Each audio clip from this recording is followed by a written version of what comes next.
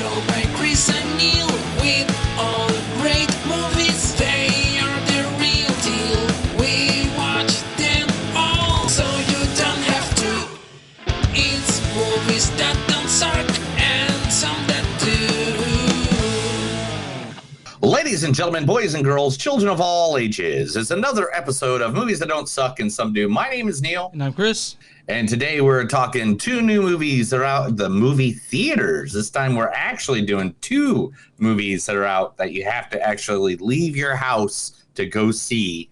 And first and foremost, we're going to be talking about the one, the only, the assassin that we all loved as a kid, if you're above the age of 35, playing as a kid, starring Henry Golding. Now when the silverback's got more silver than back, you best move on before he gets moved on. It's not dignified. It's beneath you, Michael. Trying to do you a favor. This is a big fucking number. That's actually from the movie last year, The Gentleman. Yes, The Gentleman.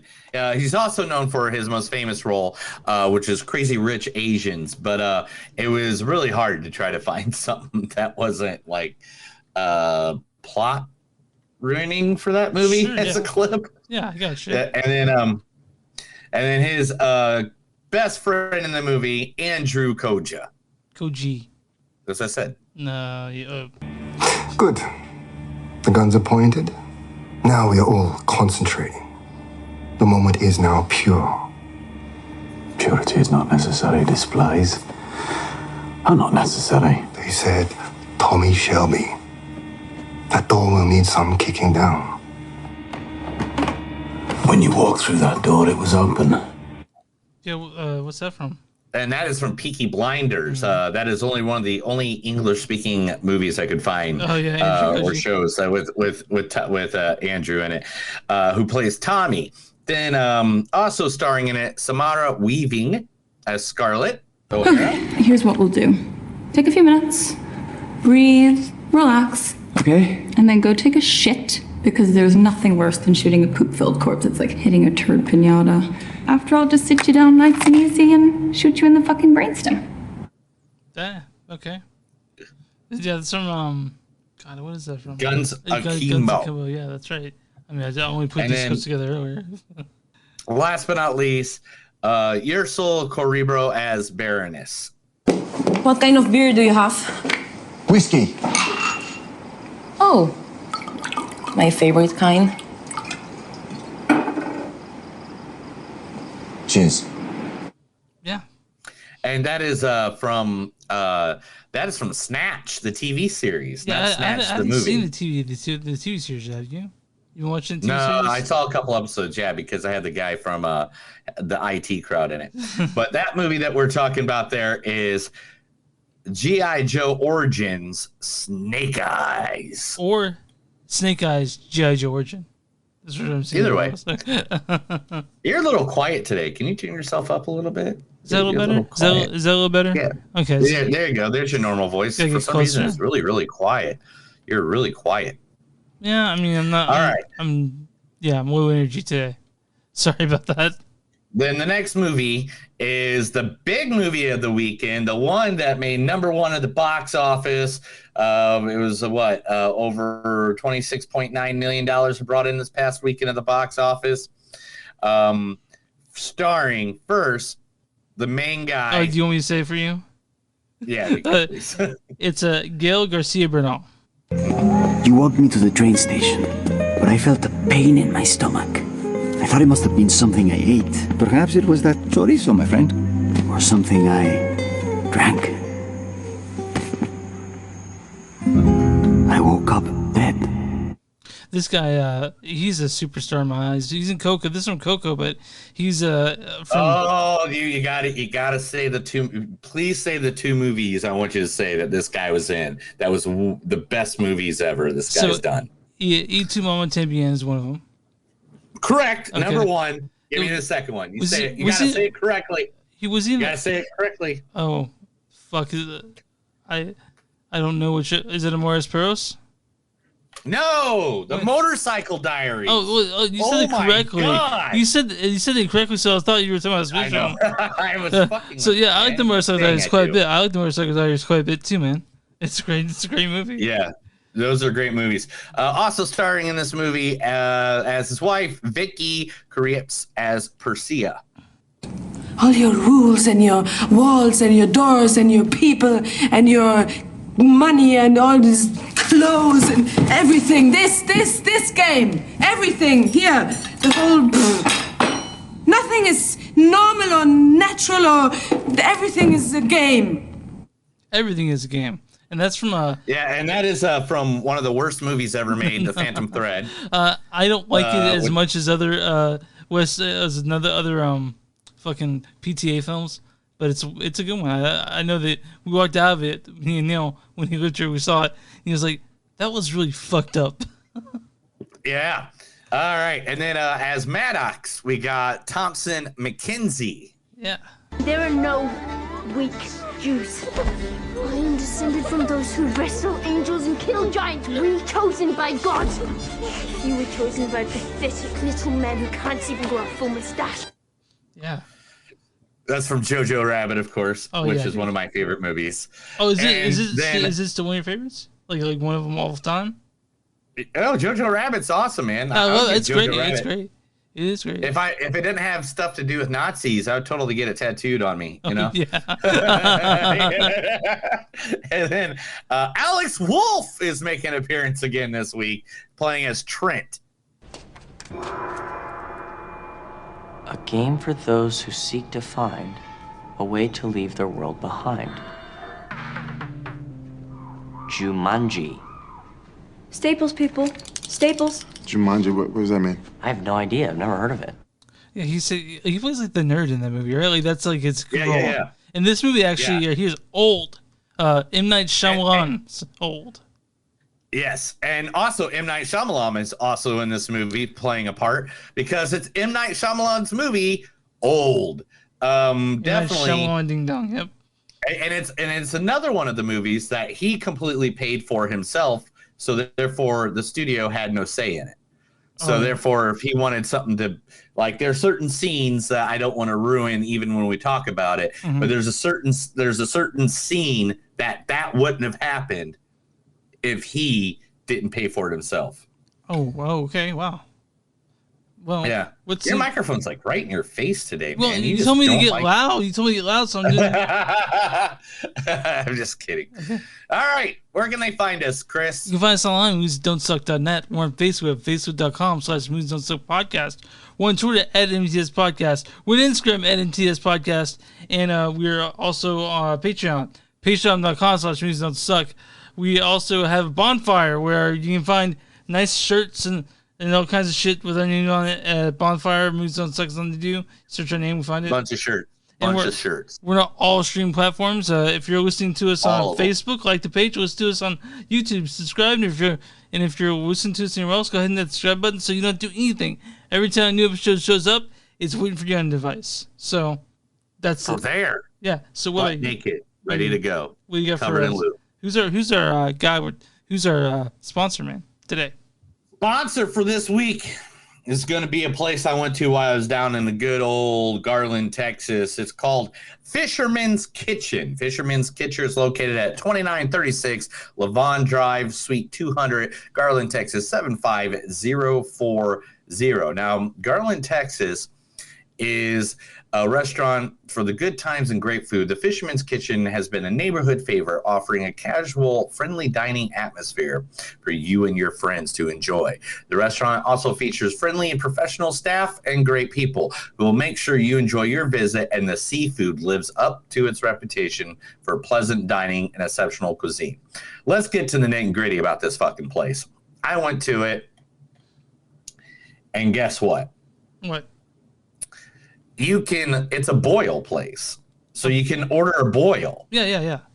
You you order it, and you tell them what kind of seasoning. Like, they have a list of seasonings that you can put in it. And so, like, I got this huge plate of like crawfish and shrimp and corn and potatoes. Oh, and I sent a picture to my family message group, and they all hated me for it. Man, boils. There's this. And it only costs like $12 too for my portion, which was insane. Yeah, there's a boil place in here in Kansas City, like down the street from us, and we didn't know it was there. But yeah, boils are the best. But the thing is, you have to work for your food. You know what I mean? Like like if you eat snow crab or if you get crawfish or shrimp, you have to work for that shit. So yeah. Well, they even got oysters on the half shell there, dude. Yeah, that so are raw oysters Yeah. that were fresh, and oh man. But yeah, the plate I had was definitely a work for. But you can get sausage and everything. Yeah. It was like you can literally choose. It's the best. And you can choose your level of hotness. What did you see? I chose Cajun seasoning for mine where I went to. What did you choose? I chose Cajun and garlic and butter. It's called the house seasoning. Nice. I went for the whole shabam. And dude, I fucking loved it. I mowed it down. The lady kept on coming back because I was like because I went there right when the doors opened because I went from my hotel to there. Yeah. And like I was like one of two people in there. So she just kept on coming back, and every time she came back, I swear I was in another really weird position. like I got a crawdad like ripping it apart. Like, yeah, I'm good. Wait a second. Do you not know how to open a crawfish? Yeah, you take the head, you twist it, you take it out, suck out the head, and then you crack it and take the tail out. Yeah, you take the first scale off and then you pull the meat out. Oh no, I don't do that shit. So I'm from Louisiana, so I know exactly how shit's done. No, you're not. You're from fucking Texas. My family's from Louisiana, so I went there every year. Shut the fuck up. Why did I never know this before? My grandfather threw a crawfish bowl every year. Every year he threw a crawfish bowl. Really? Yeah. And so, most of and why haven't you thrown one? I don't know how to do that shit, man. I will figure it out.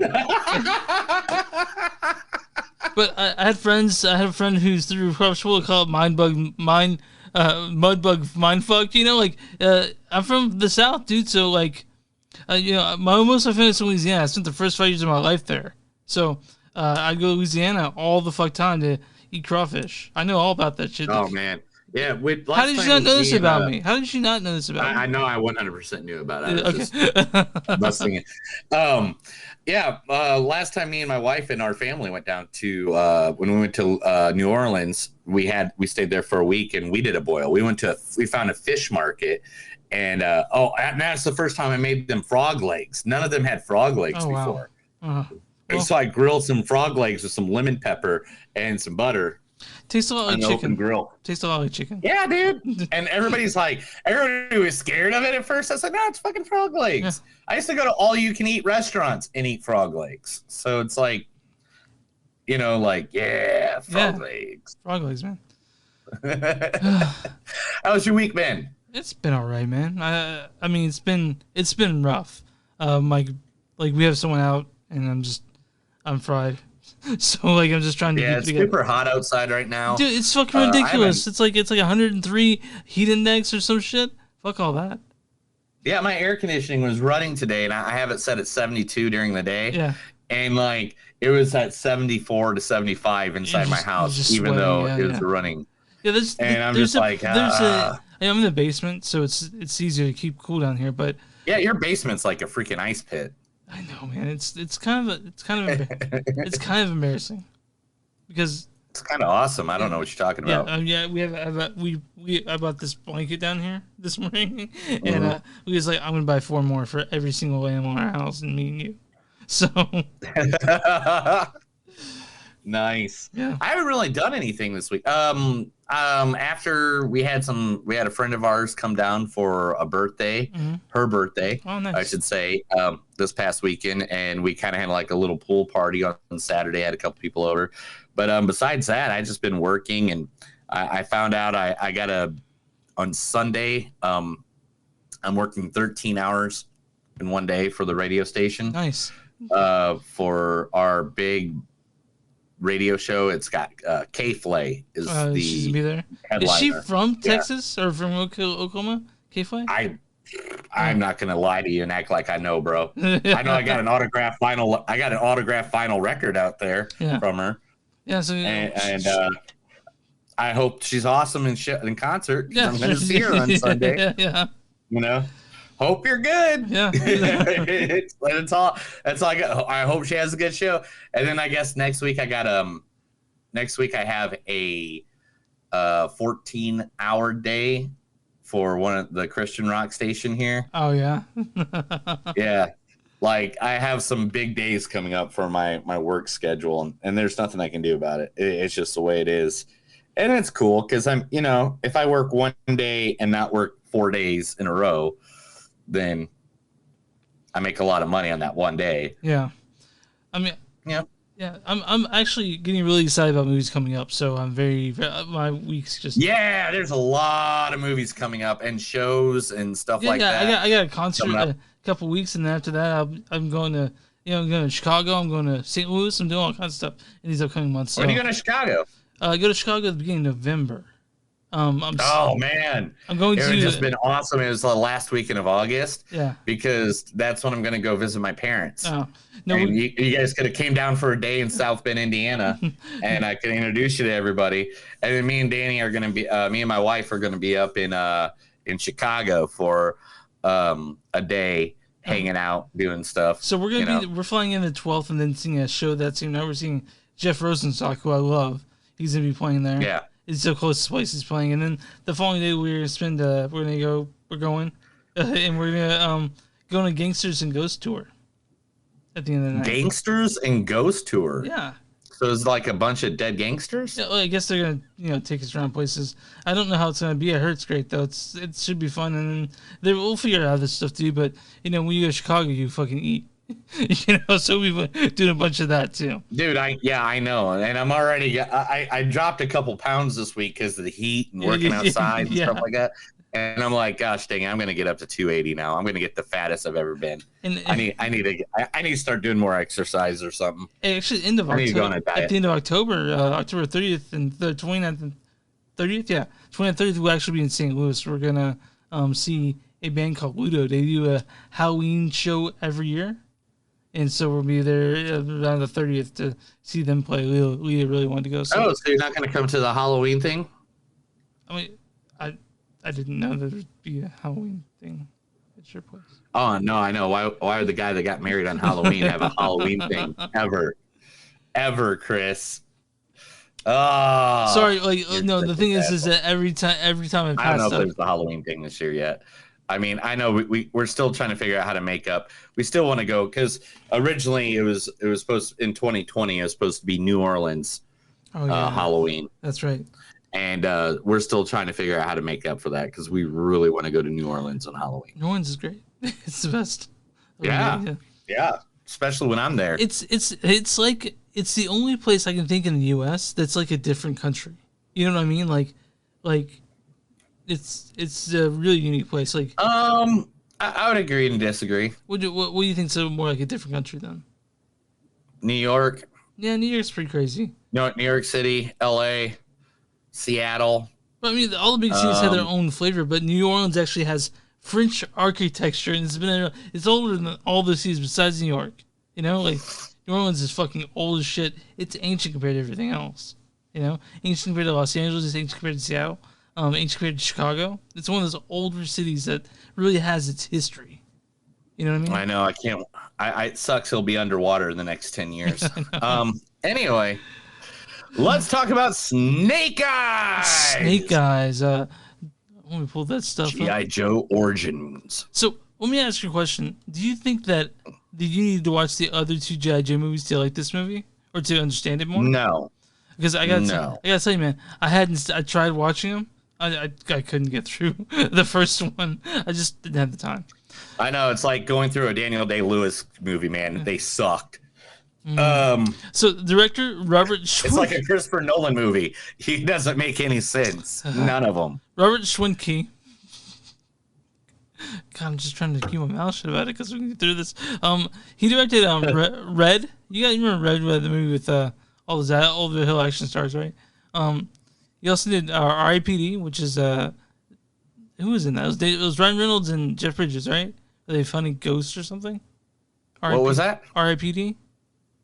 Oh, R.I.P.D. It's Yeah. a comic book. Based off a comic book. R.I.P.D. Rest in Peace Department. So there's Jeff Bridges and Ryan Reynolds, and people said the reason it failed was because Jeff Bridges did this weird accent that you couldn't really understand what the fuck he was saying. Yeah, I heard about that. Yeah, and then also, he's also. I thought it was a funny movie. I didn't think it was that bad. He did a movie also called the Virgin series Insurgents. So wait, is that right? I may have fucked that up. What was it? It's the Divergent series Insurgent, and Oh yes, Insurgents, the last of the series. Divergent series. Yeah. It was supposed to be like kind of like Hunger Games, right? Right? Yeah, no.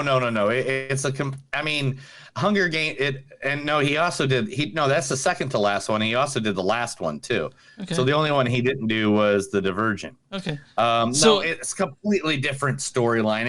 It's really messed up. It's like people and like they're all in different tiers, and you have special abilities and stuff like that. It's different, but everybody compared it because the lead was a female. So here's the thing. This is written by 3 writers. None of them have anything to do with each other except for 2 of them, which is not the best sign when it comes to movies. We have multiple different writers, but Evan Spilotopoulos, Joe Schaffnell, and Anna Waterhouse wrote Snake Eyes.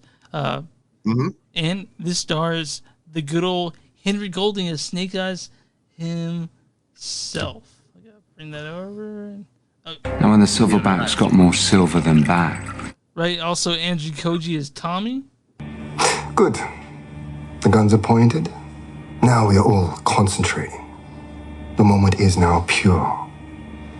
Purity is not necessary. Displays are not necessary. They said Tommy Shelby. Okay, I just saw one. His voice is so good in that. I know, but he could have cut it off before Tommy Shelby came in, but whatever. It has Samara Weaving. Or sometimes you get a hard on. From Scarlet. Okay, here's what we'll do. Take a few minutes, breathe, relax. Okay. And then go take a shit. That's good enough. What I want to mention, my favorite role that Samara Weaving's done is for Ready or Not. And she's so good in that. But there just wasn't a good clip to grab from it. It's hard to find. It took so long to go through all these clips. Also, Ready or Not, I tried, but I couldn't find a good Ready or Not. It's a great movie. Ursula Cabero as Baroness. What kind of beer do you have? That's good enough. What kind of beer do you have? And also, No! You want more? That clip needs to be longer. Fine. It's only What kind of beer do you have? Whiskey. Oh, my favorite kind. Okay. There you go. Okay, and also this also has Uko Iwais and Peter Mintza as Winemaster. I'm really surprised you didn't pull a Peter Mintza clip. Well, did you notice the 4 I pulled up? Yeah, I know. All right, fine. Why is it the 4 I pulled up, Chris? They're main characters. Okay, I got you, man. And are they all in comic book films? I don't know why. Why? Because they're all G.I. Joe, G.I. Joe, all-American hero. I think G.I. Joe is there, G.I. Joe. My favorite thing about this is if you look at the storyline, it's like 7 words long. I know. Here, let me read the storyline for everybody, just in case you didn't know what this movie's about. It's a G.I. Joe spinoff centered around the character of Snake Eyes. There we go. All right. So do we need a little story about this? Like, do you want to go ahead and give I'll go ahead. I'll do the non-spoiler try on this. Because if you ever watch G.I. Joe the series, and that's what I figure. Even though they're trying to bring in a new audience, because this is basically like the reset button. On the G.I. Joe world. Because they even said there's 4 different G.I. Joe things planned out. And all of them has been canceled, and they did this because they wanted to do a reset button. And one of them was another one with The Rock, Dwayne Johnson, but that got canceled. So whatever. I hope this is a good I hope this is the reset because those 2 movies sucked. And but this one was a good action movie. I'm not going to say it's the best movie. It's not going to get a fucking Oscar or anything like that. But the storyline here is a story about Snake Eyes, and I'm going to say it because but it's kind of a spoiler, but it's not really a spoiler. Okay. If you know anything about G.I. Joe, it's really not a spoiler. But Snake Eyes grew up or are best friends with a character named Storm Shadow. And in G.I. Joe, it was always known that they were brothers, just like Scorpio and Sub-Zero. You know, those two are always going to be fighting each other. Yeah. Just like the same thing in G.I. Joe. Storm Shadow's on Cobra's side, Snake Eyes is on G.I. Joe's side, and they're always going to be the two fighting each other. And it was just funny because, like, watching this movie, when they said the dude's name was Storm Shadow near the end, this lady next to me gasped. And it's like, really? And I was like, yeah, he was only wearing white and had two samurai swords and a scar across his eye. Like, you know, who the fuck else is Storm gonna be? Shadow Yeah. from G.I. Joe ever. But no, man, I mean, but that's the story. It's seriously the story of Snake Eyes, Storm Shadow, and their clan that they were with at this point in their lives. An action thriller. We get a good story about Snake Eyes. I think it gives a great storyline behind Snake Eyes. It does a good telling about Tommy, aka Storm Shadow. They give little hints of G.I. Joe and Cobra in there. Like, you know, I was at the theater Tuesday, and I saw this Tuesday at 6:00. Not a single seat empty. Oh, really? Okay. This was a completely I was in those double recliners they have at AMC, and I had a 400-pound lady sitting next to me. 400 pounds? Dude, yeah. I had to throw the mask on. I was like, oh, random lady I don't know Don't sitting you right next fucking to me. hate that, dude? Like, what? Yeah. Well, I went to IMAX theater and saw this on Tuesday, and it's like 7 or 8 other people in there with me. So I gotta say I'm just above 35. So G.I. Joe wasn't exactly my wheelhouse. I need to be a couple years older to really even be familiar with the G.I. Joe. Like, I knew who G.I. Joe was, but I didn't but I didn't watch the cartoon. I just see all the memes everywhere. I did. I watched the cartoon. I had the action figures. I had friends that had the action figures. We would fight all the time with this stuff, man. I mean, I am telling you right now, I absolutely love G.I. Joe. And also because G.I. Joe was the first time a pro wrestler became a main celebrity outside of pro wrestling. Who was it? Sergeant Slaughter. Okay, you don't have a Sergeant Slaughter shirt, do you? I'm gonna get your wrestling shirt now. This is SummerSlam '92, dude, okay. Which is also the year my wife was born. Oh, nice. That's hilarious. So I wanted, so without me having any sort of connection to G.I. Joe, with nostalgia, I went into this with a clean slate. I will say that the action scenes are done really well. All the action scenes are how you'd want them to be. The fast-paced sort of, great martial arts. Andrew Golding is always attractive. Like it's good action scenes. Story's fine. Yeah, and they change, things about Snake Eyes. Like, Snake Eyes originally was a white guy. Yeah. And they cast Henry Golding, which that's the reason this movie rocks. Let's just be honest. His acting, and between him and Andrew, like their relationship between them, and also what's her name? Akira Abe. Akiko in the movie. Yeah, Akiko in the movie. But the three of them, they're acting together, and like you could feel like they got along, they knew each other. And but besides that, it was an action movie. It was ninjas with swords and clans and a little bit of creature feature, a little bit, just a little bit. Yeah, a little bit some creature feature stuff going on. Yeah. But I mean, it's based off of an '80s cartoon. How could it not be? Yeah. It's not awful. It's but it's fine. It's a movie. It hits all the beats you'd expect in a movie like this. So it's not a great story, but I think that the action elements are there. If you like G.I. Joe, I think you like it probably. But I just don't see if this was a solo outing and this was it, I don't think I'd be like rushing out to see the sequel. It's okay. Yeah, and I don't mind. I would really like them to, now that this has been set and they got a new Scarlett O'Hara, they got a new Baroness. Let's go ahead. Let's make another G.I. Joe movie, but let's actually work on it this time and not be shitty like the last one. Let's hope. And what's the cool thing about this movie? What's that? No. You go ahead with yours. I think what they could probably work on the story a bit more. This one was kind of clunky, kind of like, I know they were setting up a lot of stuff that didn't actually pay off, and the story of itself kind of bugged me a little bit, more than a little bit, but the action sequences, which is why you go see this movie, is really the star of it. We're fucking badass. They're badass. Yeah. What's the best way to start a movie? That's right. You have the main character fight a pro wrestler. That's right. And the cage match recently released from WWE. Oh, yeah? Mojo Riley. Oh, so you recognized him right away, didn't you? Yeah. As soon as I even have it written down. That's like the first thing written in my notebook, Mojo Riley.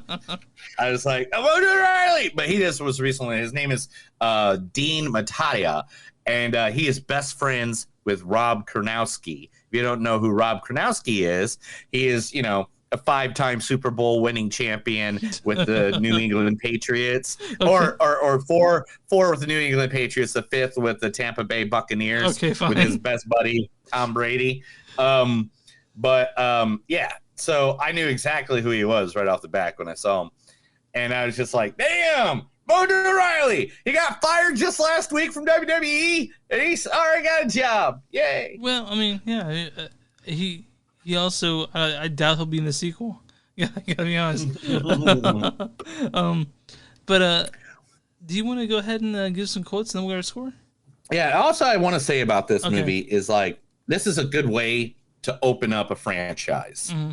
You gotta know a little bit about the characters, because Snake Eyes was everybody's favorite character in G.I. Joe. I think it was more of the mystery part. Yeah. Because you never saw his face. He was like a ninja and stuff like that. And he never talked ever.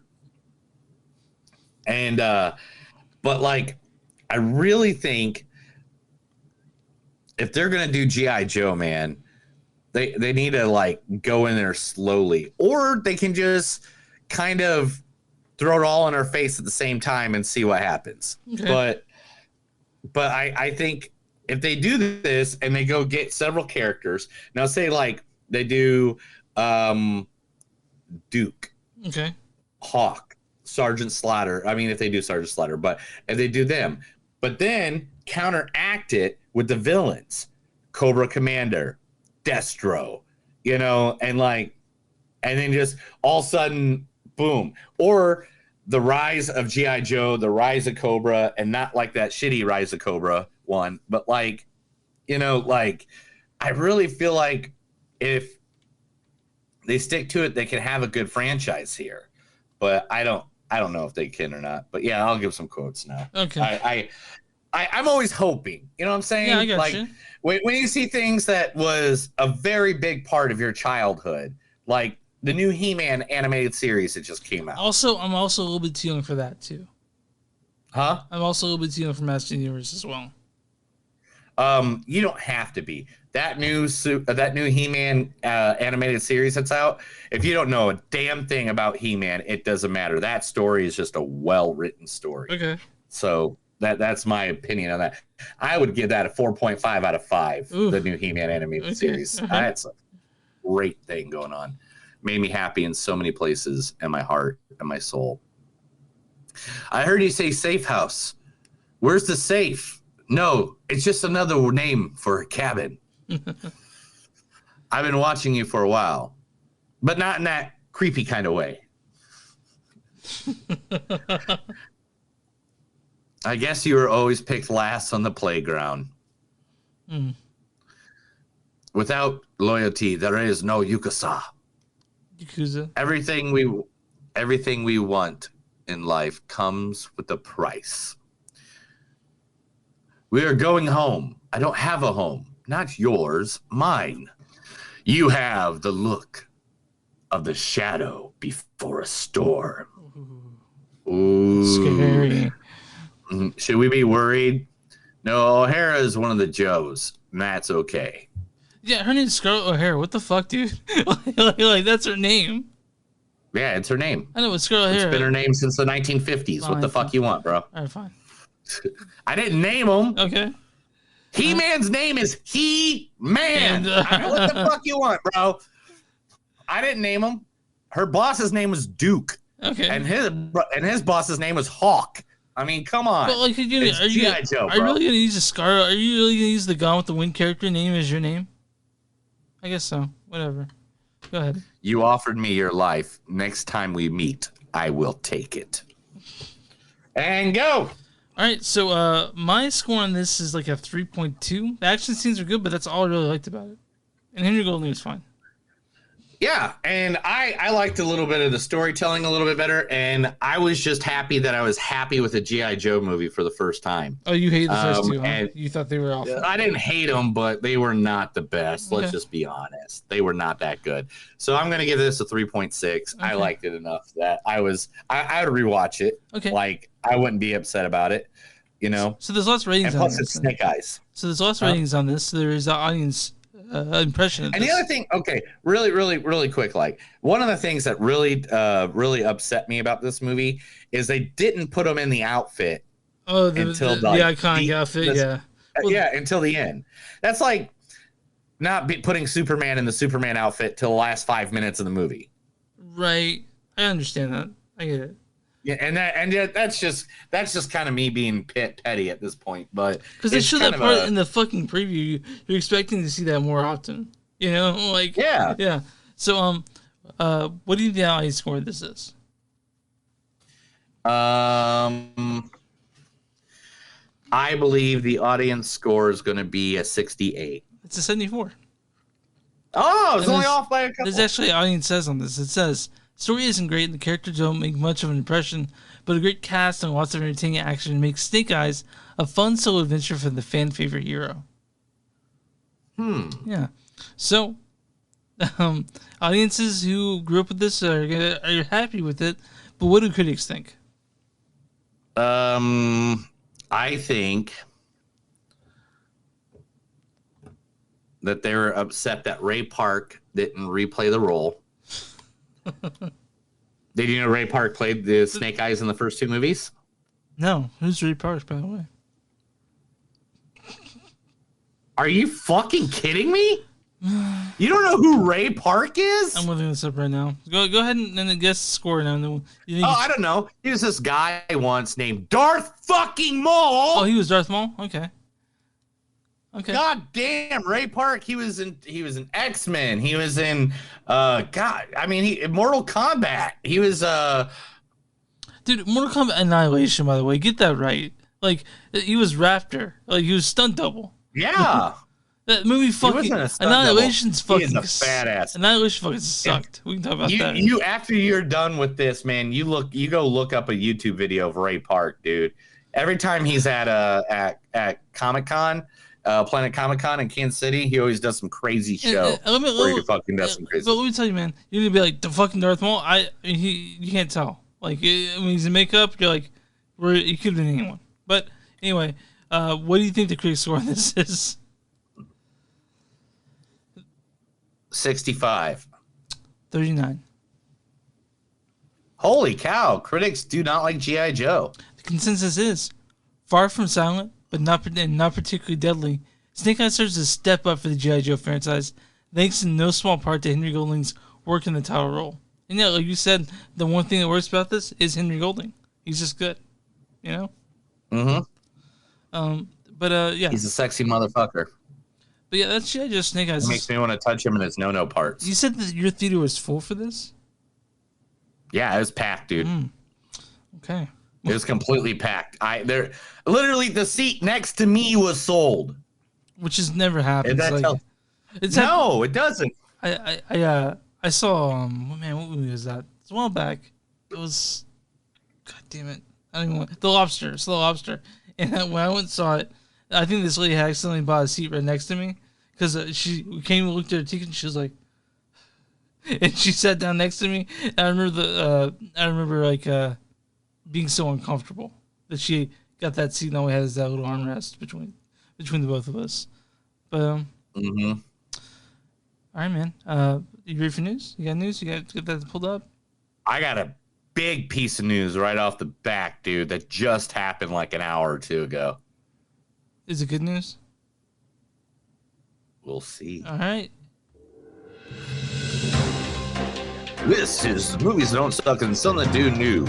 I'm about to read you a bunch of information. You might have already heard it because it's later in the week when you hear this podcast. Yeah, all right. So we got Scarlett Johansson is suing Disney. What? Scarlett Johansson is suing Disney over Black Widow streaming release.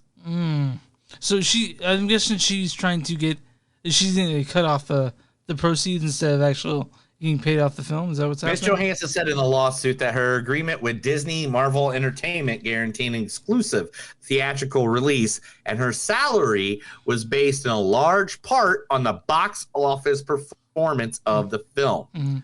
Disney initially induced Marvel's breach of the agreement without justification in the order to prevent Ms. Jensen from realizing the full benefit of her bargain with Marvel, the suit said. Yeah. So I'm guessing what happened is this was filmed before the pandemic, and so the contracts already worked out. And so when Disney started doing Premier Access, that probably put a dent in the money she would get from this. And you would think that any reputable company would be like, hey, listen, we know that the pandemic's doing this. We should probably review the contract. So she probably expected to get a call or another part about it. But I don't know. I'd like to know the details of the lawsuit. You know what I mean? I can sit here and read them all, but literally just go. This is not from a movie website that I normally go to. This is straight from the Wall Street Journal. Okay. Oh. Yeah. Full details are there. It's a lot. I don't want to go in the nitty gritty of it because it'll take up the entire news segment. But Disney's of course saddened by this and stuff like that, and because they want to work with Scarlett in the future and stuff like that. But they're like kind of just trying to release it for everybody so everybody can see it. This is the reason why I think it has merit, though. The moment Disney puts it on their streaming platform, what happens? People start going to see in theaters. Right. And they're not paying the $30 anymore on Disney because they got a subscription to it.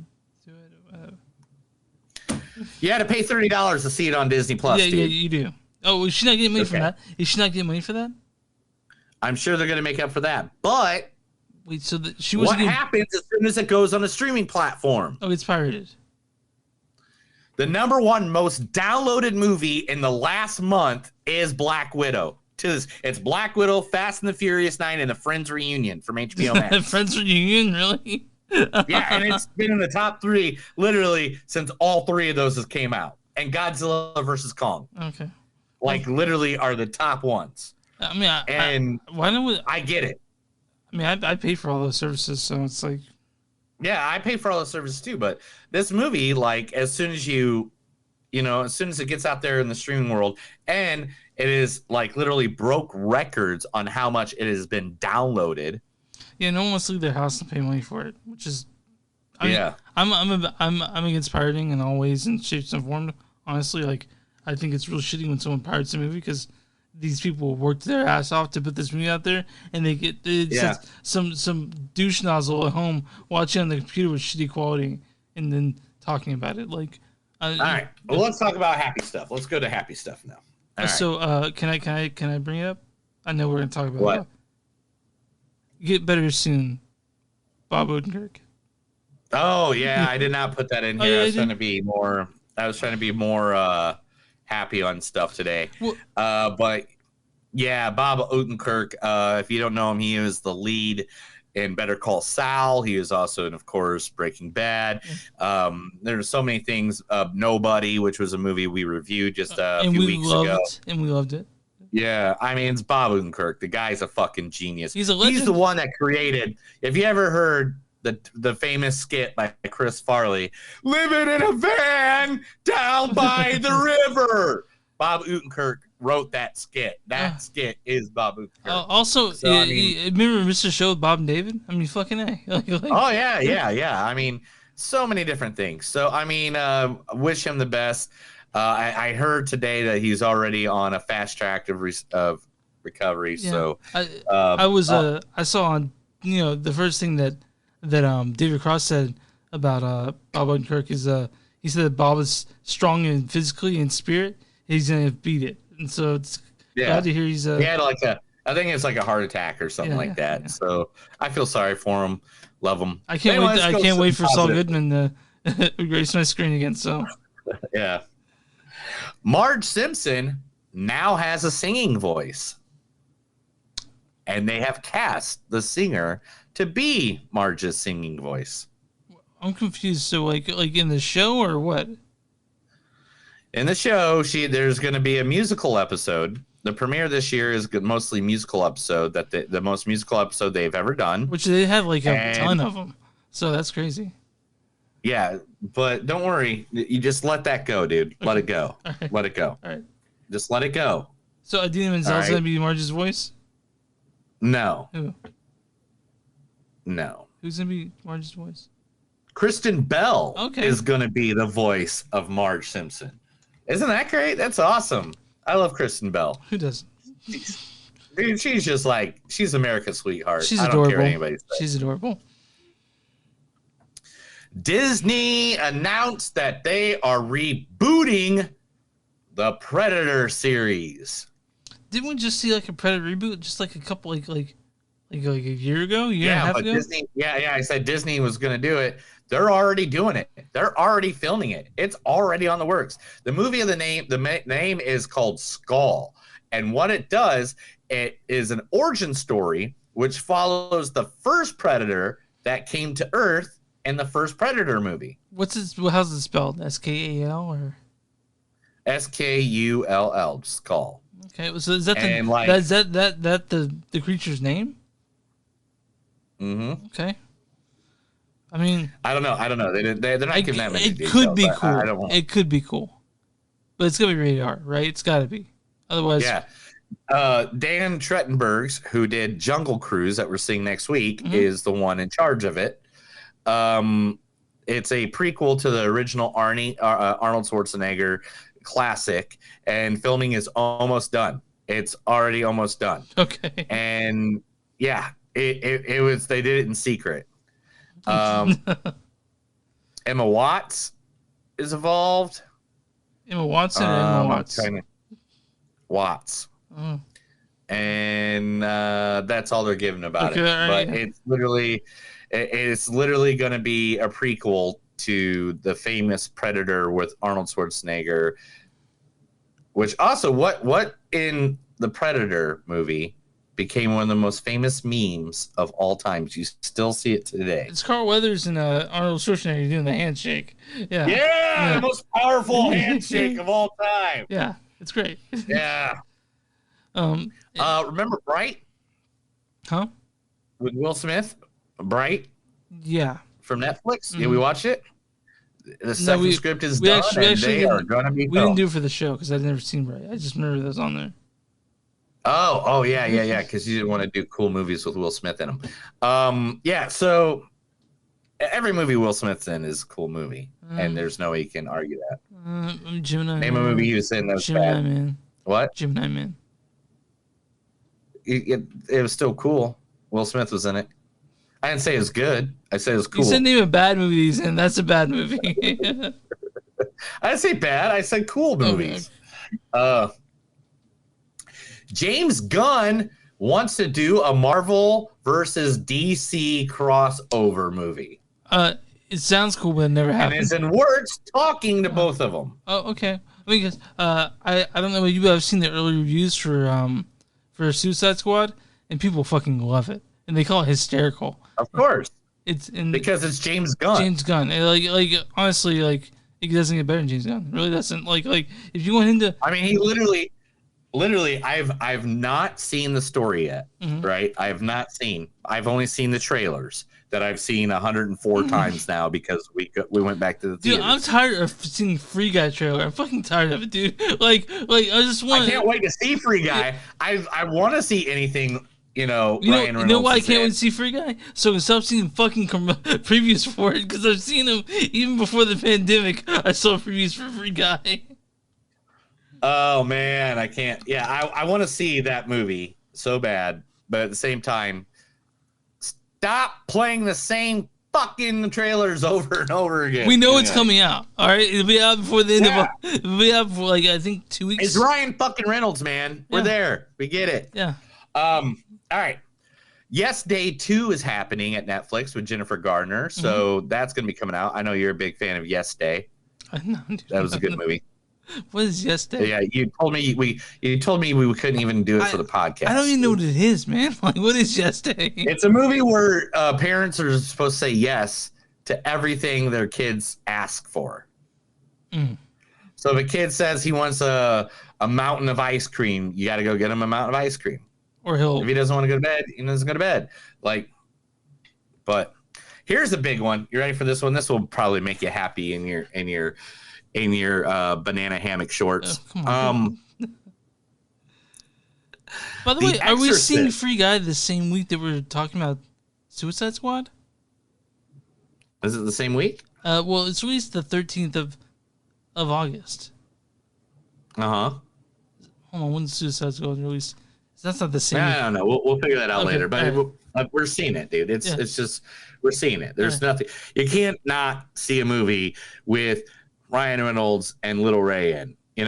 Little Ray is now my go-to for sidekicks, man. Okay, he when you see him in a movie, he's funny. Okay. And it's gonna be him and Ryan Reynolds playing off of each other. I can't wait. It's gonna be great. I'm sorry, so it's released the week before that's released, just to say no. All right, cool. Anyway, The Exorcist. Yeah. Is being remade. Yeah, I think you mentioned this. As a trilogy. Yeah. From the Halloween director star Ellen Burstyn, who did the Halloween Kills, and Halloween Forever, the new Halloween series. I can't wait for Halloween is also Kills, rebooting with. I know is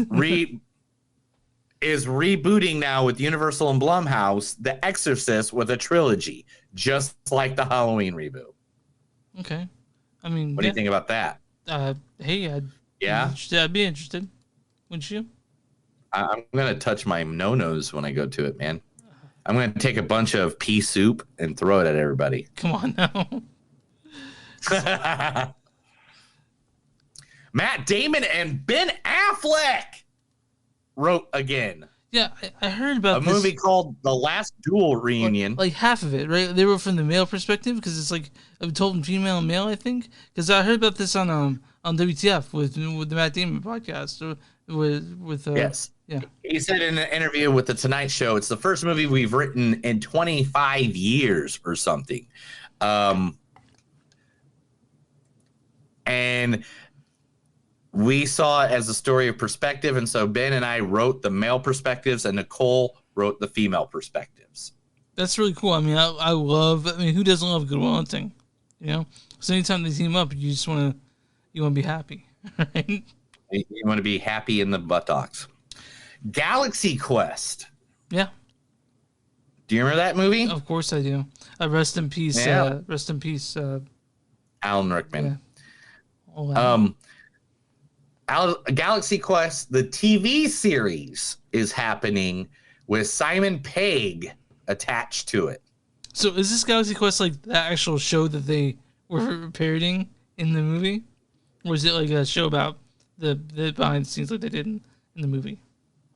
You know what I mean?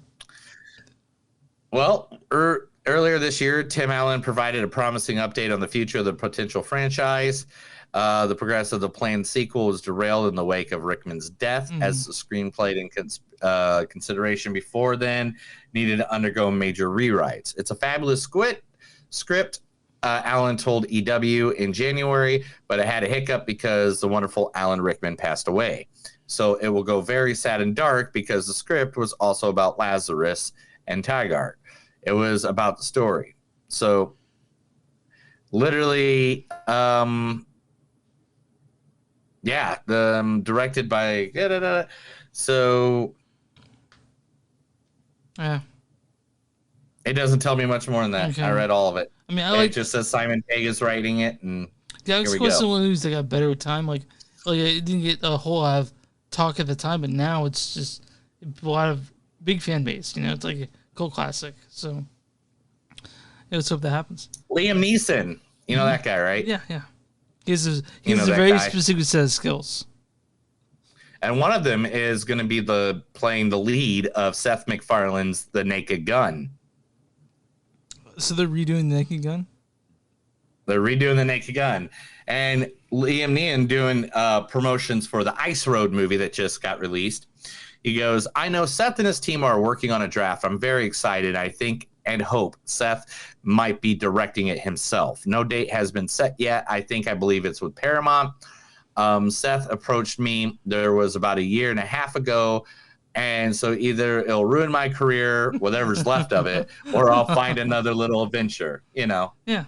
I think I like that. I like that. I think Liam Neeson's okay. I think he's okay when it comes to career. I mean, when you're in the Schindler's List, do you really need to do anything else? You know? He did Taken after. I know. I was fucking around, dude. I was fucking around. Come on. Yeah. Break it down. Let's Break see. it down. Paranormal Let's Activity do this. 7. Yeah, yep. All right, Paranormal 7 is coming out. Cool. Paranormal Activity 7 is coming out. Cool. The Outlaws cast Pierce Bronson and Adam Devine. That's a movie coming out.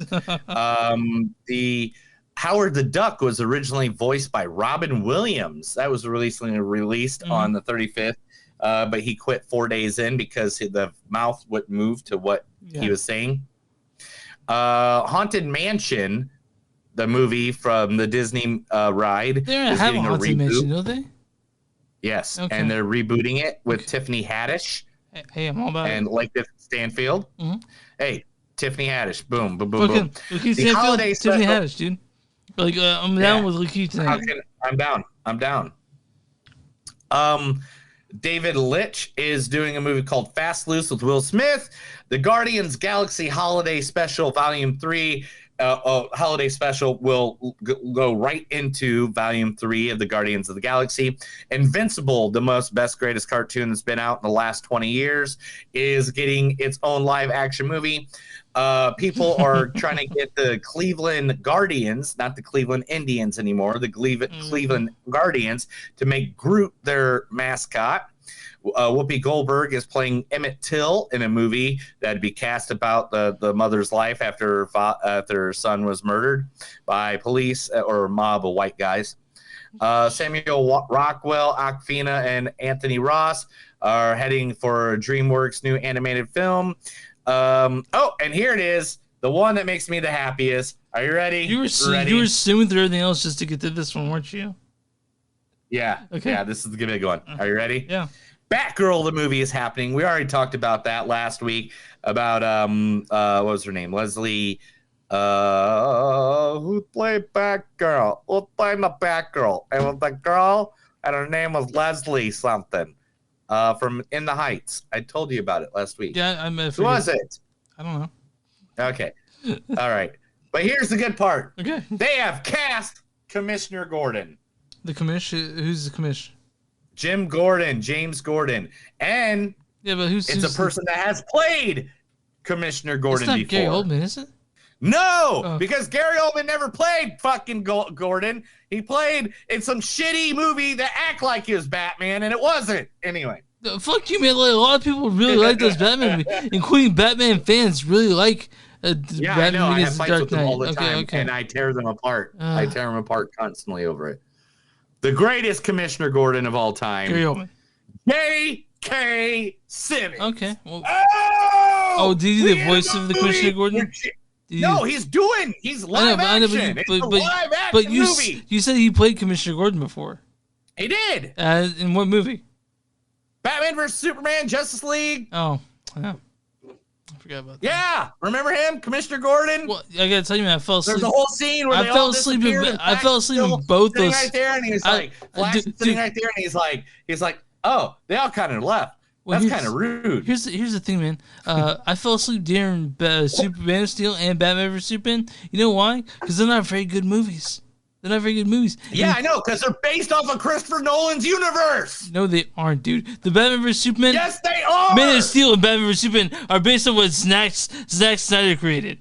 Oh, so you're telling me that DC comic movies didn't go in a dark direction because of Christopher Nolan's fucking little shitty trilogy? Well, tell me, why Batman vs Superman sucks then?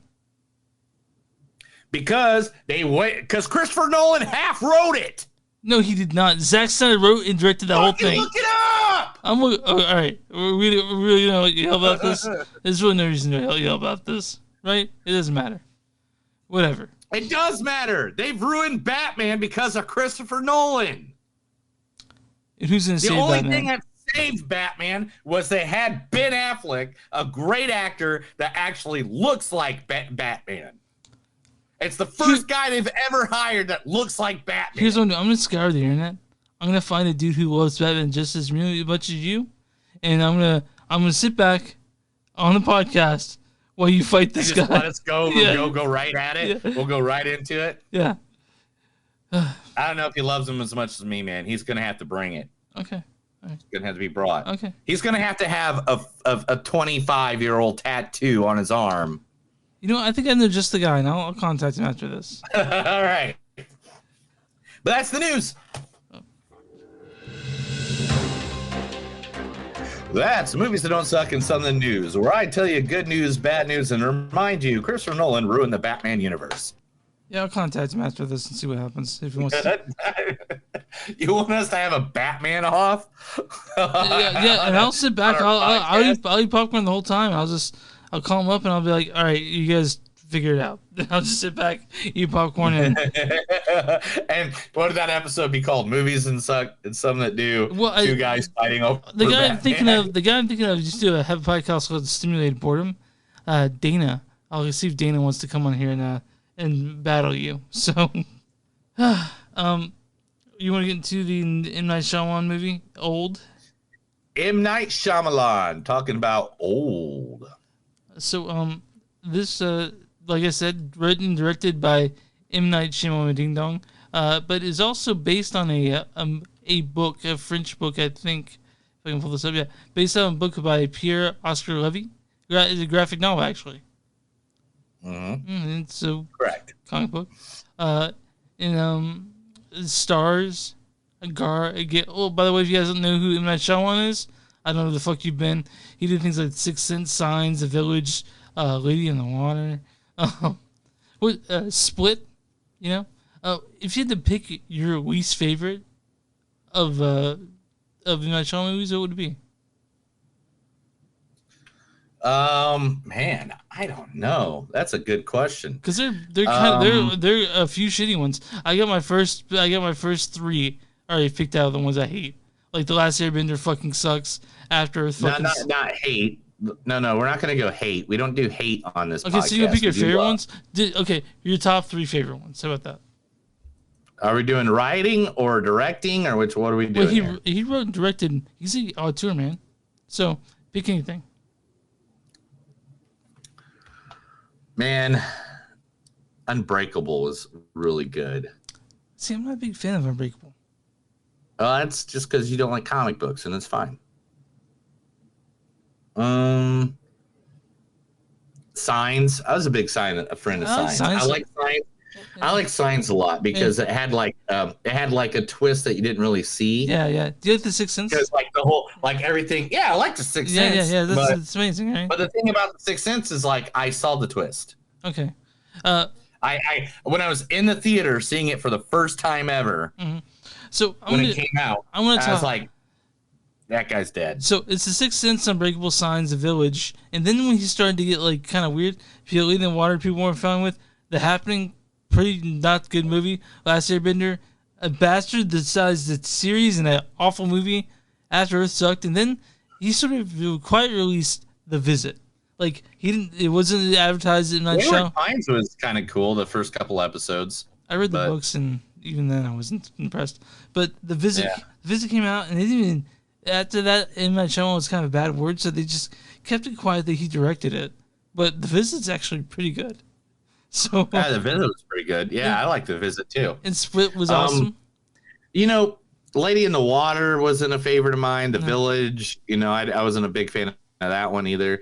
I mean, there's a lot of them that I wasn't a big fan of. Happening. But the thing is, I actually was a fan of The Happening. And then when people were telling me this movie sucked, I had to go back and rewatch it and be like, oh, I guess it kind of sucks. Yeah. God, I was actually a fan of it at first. And then Devil too. I was a fan of Devil. He didn't direct that. He produced it. No, but he wrote it. Did he write it? Hold on. Yeah, it says right here. I guess he did write Devil, the story. Yeah. Yeah. And I was like, but the thing is, I don't care, because this is why. I don't care if it's considered good, bad, whatever.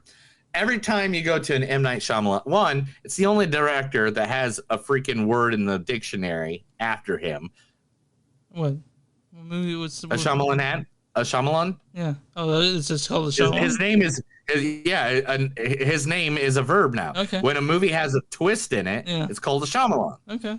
And the thing is, how do you get to that level? Yeah. You know, and not be good at what you do. I think this is the problem. Okay. I think a lot of people are looking for the twist now. They're looking for something random to fucking happen. Yeah, they're expecting it. And then when it's not what they wanted, they automatically think it's a suck ass movie. And to me, I'm not that way with this with M. Night. I go there and I try to clear that thought in my head that always tries to be like, all right, you saw the twist once, don't do it again. I want to be surprised. I want to just follow the story and where it takes me. And to be honest, I think he's one of the best directors we have in the 21st century. Like, some of these stories, he wrote and directed all on his own. What director has done that? You're talking about auteurs? Is that what you're asking about? The writer directors? There's plenty of them. Yeah, name a director right now that has wrote and directed movies that he didn't completely like slaughter or make shitty. Paul Thomas Anderson. Okay, there you go. See? Paul Thomas Anderson, M. Night Shyamalan. I mean, like, it's a list of people that write and direct, and like Paul Thomas Anderson had some shitty movies. You know what I'm saying? Like it's just opinion. Yeah. And I think that's the way that all his movies went. And to be honest, at least he has the balls to throw them out there. Yeah, I'd like to see what he has to say about Airbender in The Happening and After Earth. He has talked about it. He's talked about it on this tour. I've sat there and watched videos. I can't wait till he's on fucking WTF, man. I want to hear that episode where he's on Mark Maron. Right? Dude, he says Mark Maron. When we go through the actors really quick, we got Gael Garcia Bernal that's playing Guy. You walked me to the train station, but I felt a pain in my stomach. Yeah. We got Vicky Creeps as Prissa. All your rules and your walls and your doors and your people and your money and all these clothes and everything. This game. And then we also got Thomasin McKenzie as Maddox. There are no weak Jews. I am descended from those who wrestle angels and kill giants, we chosen by God. And then also we see Alex Wolff again as Trent, age 15. A game for those who seek to find a way to leave their world behind.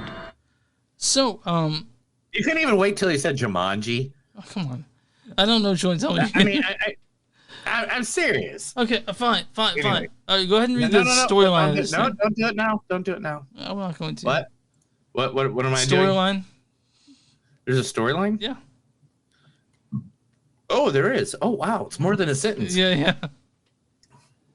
This summer, visionary filmmaker M. Night Shyamalan unveils a chilling, mysterious new thriller about a family on a tropical holiday who discover that this secluded beach where they are relaxing for a few hours is somehow causing them to age rapidly, reducing their entire lives into a single day. So it is actually just one sentence, but it's a long sentence.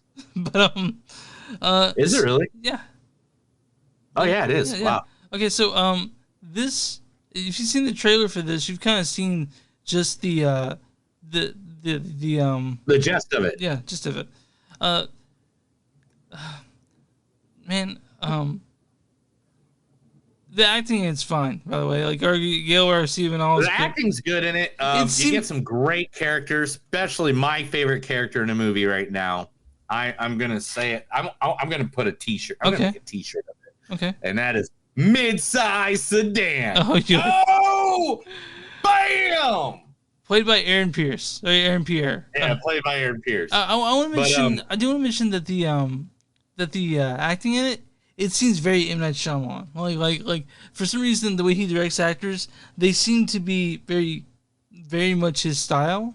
Like somehow he does it. Like he doesn't. He just says do it this way, and that's how they do it. And they did a really good job finding characters.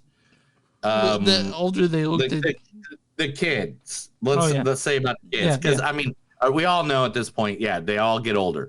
So I mean, he did a really good job of finding kids that look like their next counterpart, that looks like their next counterpart, that look like their next counterpart. And maybe it was makeup. I don't know. Maybe it was Maybelline. Who knows? But it was like they did a really good job on that. But the problem was that Alex Wolff he's like in his mid-20s, and they wanted to be 15. like in this movie, and I was like, no way. Like he's not playing a 15-year-old, but. I mean, no, he did pretty good, dude. I mean, he did pretty good. He played that young age, and then they just aged him up and up. I mean, they probably just made him look more shiny and shimmery and shot him from a down wire, to make him look smaller. They'll shave that chest. Shave that chest. But there's some fucked up scenes in this movie. Yeah, some fucked up scenes. There's one scene in particular I'd really like to talk about, but I can't. Because I guess it kind of spoils it a little bit. Yeah, it's the scene you see the preview kind of, and you're like, "What the fuck is that?" Yeah, but I'm just saying, no matter how old your body is, if you have the brain of a 6-year-old, maybe you shouldn't be doing kind of stuff like that. Oh yeah. Just saying. Yeah. I'm just saying, throwing that one out there. You guys figure it out later. I thought you had to do it 10 times. Yeah, that's actually one of my quotes. But this was good. What's the best way to say this? Yeah. I thought this was like. I thought it was the best way to say this? Like 10 Little Indians. What do you mean? Remember that? Remember that by Agatha Christie? I don't remember. Wait, you talking about Wrinkle in Time? No. 10 Little. I didn't. 10 Little Indians. It was a book I had to read in I think like middle school or something. I don't remember. And it was 10 people in a house, and then people started dying. Okay. And then at the end, you find out who's killing everybody. So, limited storytelling because it takes place mostly in that beach. Yeah, the whole 90% of it. Which to me is a bit of an issue. I felt like it took place in such a small area that I was kind of like, yeah, I know, I understand what's going on. You're gonna creep me out some more, but I felt like it was a little too long. I really did. Really? Yeah, I didn't feel that way. I'm gonna disagree with you on this. I felt like it had some good. I felt like it had some really good. I felt like they could have done more. Okay. I see that. But the thing is, with the little space that they had, like they should have made it more tragic when people tried to escape. Oh yeah, I got you. You know what I'm saying? It's just what they did. Yeah. Because there's one or two things that they did where it was kind of like, all right, so you get a headache if you go that way.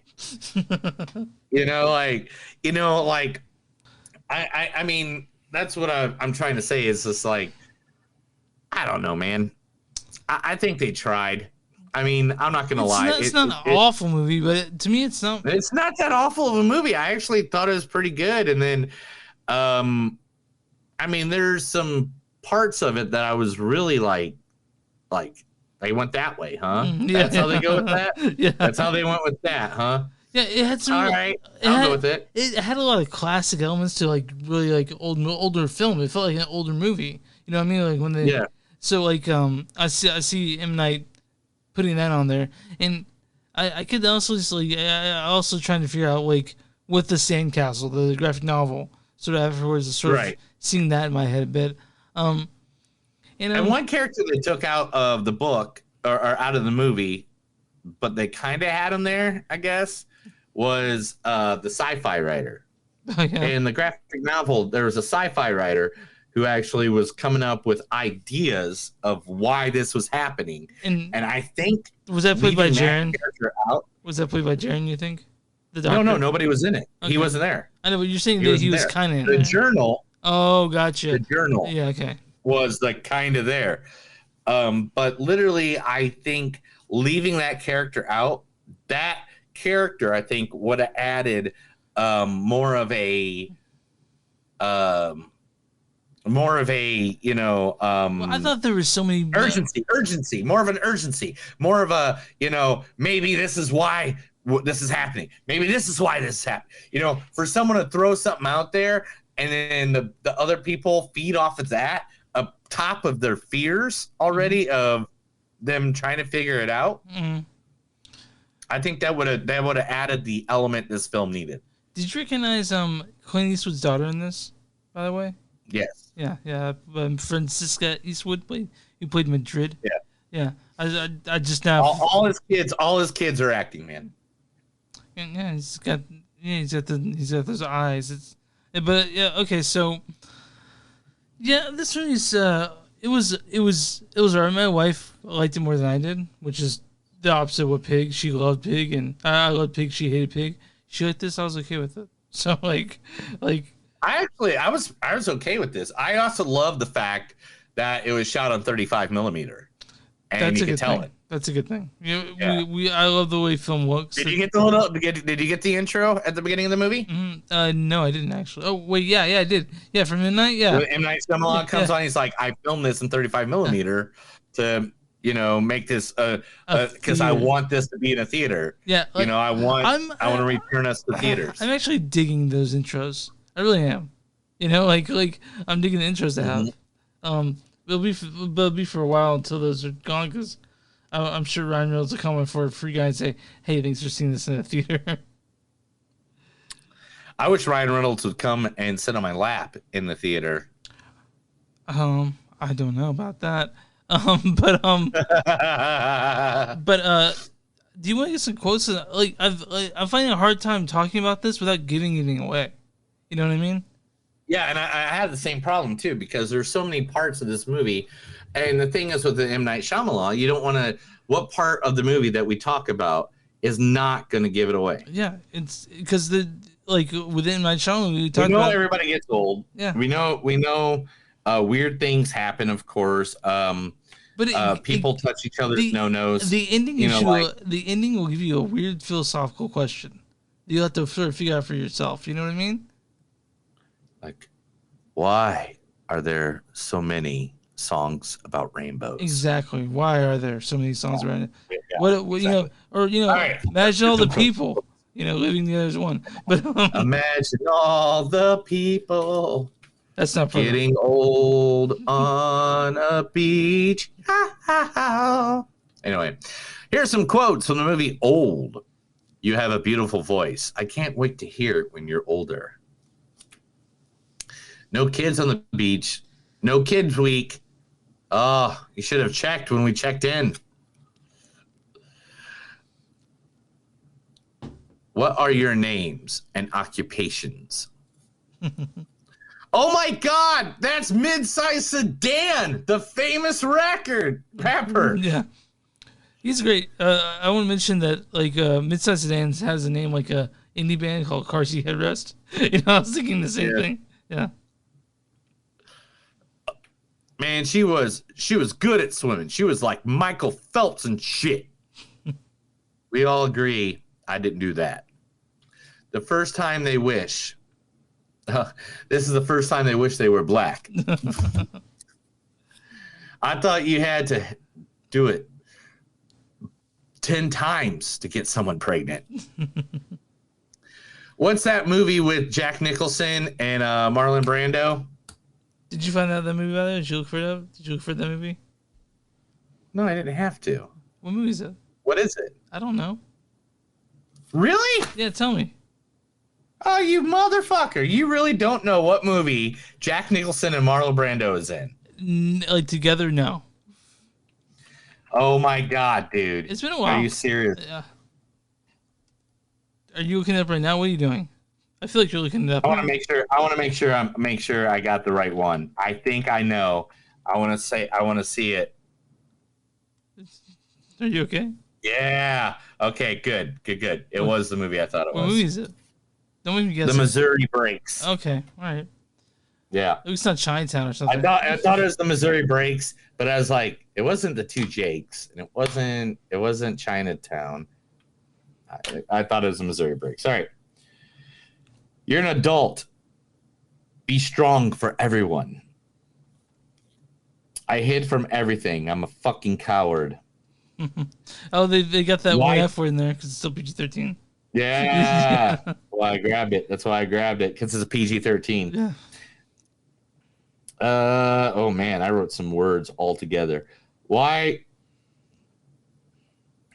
did we want to leave this beach? It's so beautiful. Which everyone felt like kids at our age. Let's do what nature intended us to do. And that's fuck. No, I'm just joking. Fuck. So, what do you think the audience score on this one is? You didn't give your score yet, fucker. Oh yeah, my score. My score is a 3.4. Still a little bit higher. 3.4. Yeah, I didn't really. Yeah. I have to agree with you on it, man. I'm going to give it a 3.5. I'm going to go 1 a little bit more because I kind of like the little twists and stuff like that. Take a shot. All right. Yeah, no, it's it's part of the drinking game that the fan created. Every time Neil and Chris have broken skull, yeah, but you still have some of that left. How much did you buy? This is the last one. Okay, all right. You saved it for tonight. You saved it for tonight. Yeah, the last two. Okay. I saved for tonight. Okay. The drinking game is when Neil and Chris are one apart to go ahead and do that thing. Drink a shot. Okay. Everybody. Hey. So, audience score, what do you think it is? 74. 52%. Oh, wow. They did not get it. Yeah, and here's what they have to say about it. Love him or hate him, no one makes movies quite like M. Night Shyamalan, and no one else could have made old. So, yeah. Okay. So, now the critic score.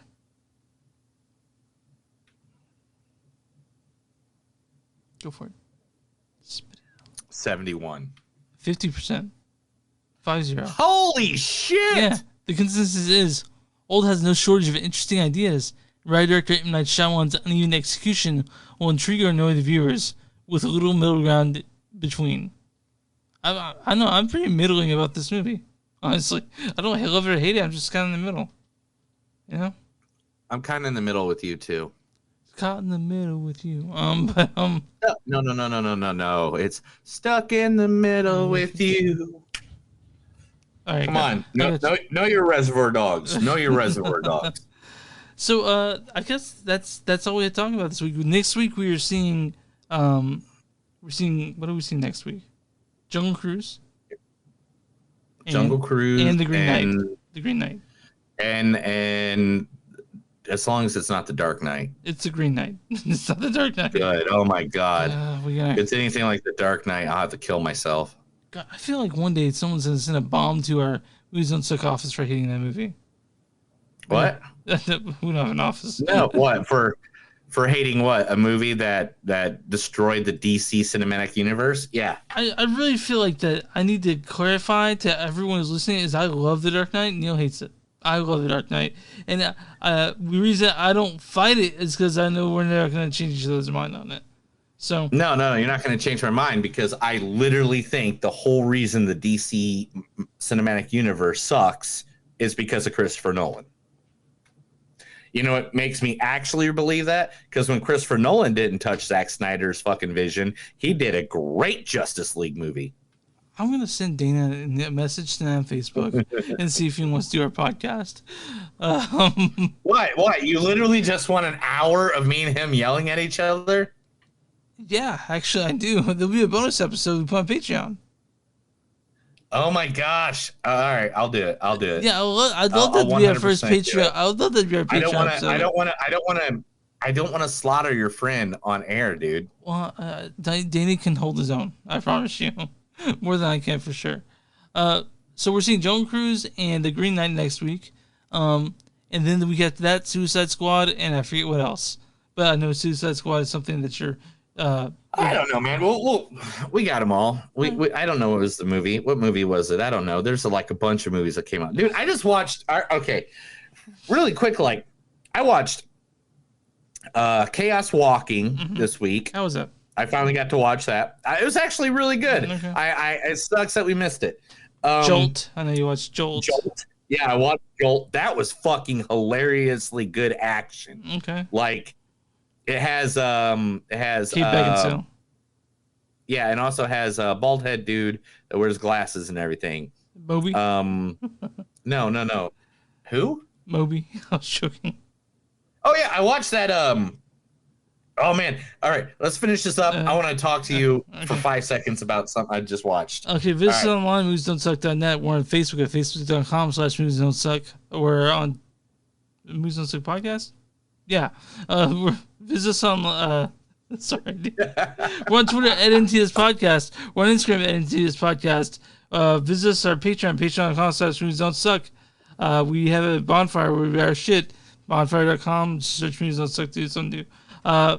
We are also on all streaming platforms. You're watching us on YouTube, go ahead and subscribe. You're watching us on Facebook, hit the like button. And if we're on all streaming platforms, just listen to us. We're fucking everywhere. It's hard to miss us. Hard to miss us. Yeah. Okay. What about small businesses? What do you do for small businesses? Small business. If you got a small business and you want to, get advertised out there, hey man, let us know. I'll be more than happy to advertise anybody that comes in my area and wants to know. I will make sure for free. We're not going to charge you. We literally will just put you out to the thousands of listeners we have per week. Let us know, and I'll be more than happy to help you out. You good? I'm good. Let's do it. Well, that's another episode of Movies Don't Suck and Something to Do. My name's Neil. And I'm Chris. And remember, guys, anytime you look into a girl's eyes with the snake eyes that you have, make sure that you're not too old for her and take her back to the middle school. Have a good day.